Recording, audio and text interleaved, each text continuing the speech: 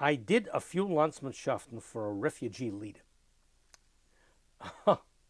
This man was unbelievable. His name was Al Periton, P-E-R-A-T-I-N, Periton.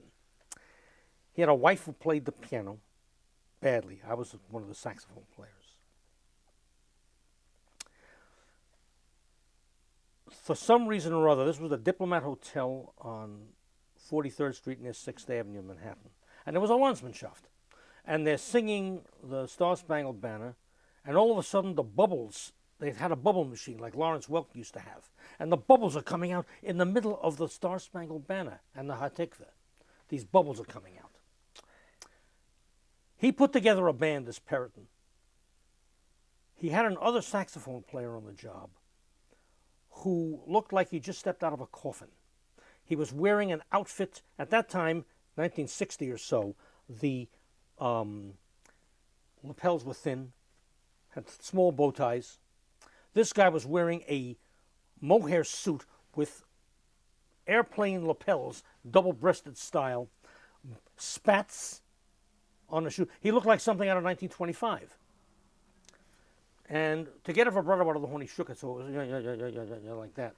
His name was Iggy Levinson. I still remember to this day. And oh, what a horror. We had a trumpet player who sounded like, there was a guy who used to play for Paul Whiteman called Henry Buzzy, who played with a sound like a nanny goat. This band starts to play, and it was all I could do from falling on the floor laughing. And the old lady was going bang, bang, bang, bang, bang, bang, bang. And he put the Periton with his drum. He had a bass drum like this, going boom, chaka, boom, chaka, boom, chaka. It sounded like a bunch of Czechoslovakians trying to play jazz at that time. See, later on, Czechoslovakians learned how to play jazz, but this was 1960. The trumpet player walks out. As it turned out, he was also a cantor. So I say to Periton, hey, where's he going? I promised him he wouldn't take the chop unless I let him go and do a ceremonia. Where's the ceremonia? Lower East Side in Kaplan. So he gets on the F train and goes down. So he disappears. We're playing some French waltzes. At that time, French waltzes.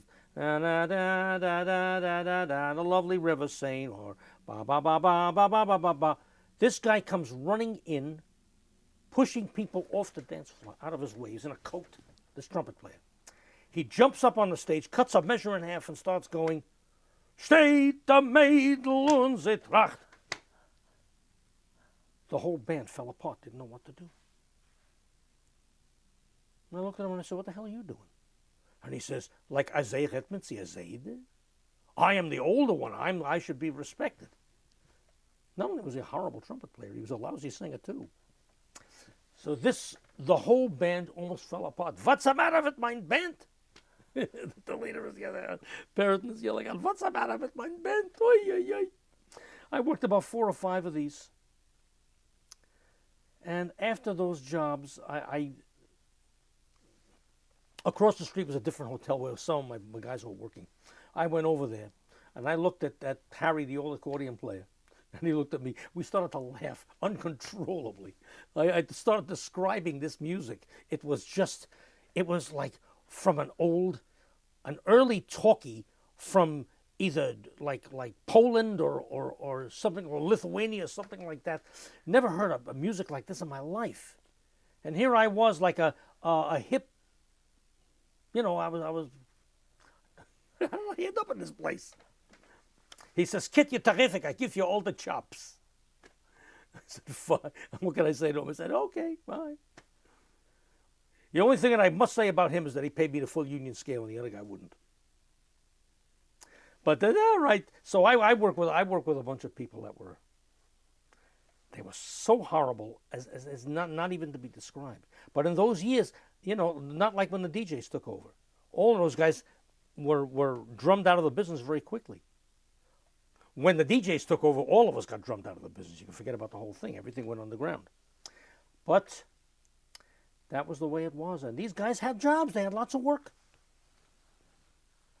Mom and you. He said, I got a terrific bent. I got a violin and a wibes. The violin?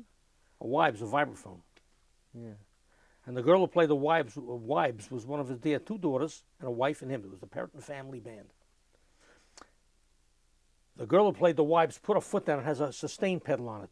The first note was still ringing at the end of the job. The sound of this band was absolutely unbelievable. I wish I had a recording of it. I really do. It was absolutely frightening. And yet these people were booking work. Well, of course, you see, the refugees didn't know the difference. To them, it was fine. And also, he talked their Russian. I used to play the violin, he said. I had a beautiful vibrato. Oh, man. But he was a nice little guy. But the thing is this, he shouldn't have been allowed anywhere near a musical instrument. Yeah. They had a hotel they used to play in the summer, and when the acts used to come over there, they used to have to prepare themselves. They used to have to drink themselves. Oh my God, I'm going to the Butler Lodge. What am I going to do? I got the Peritons. Yeah, there were.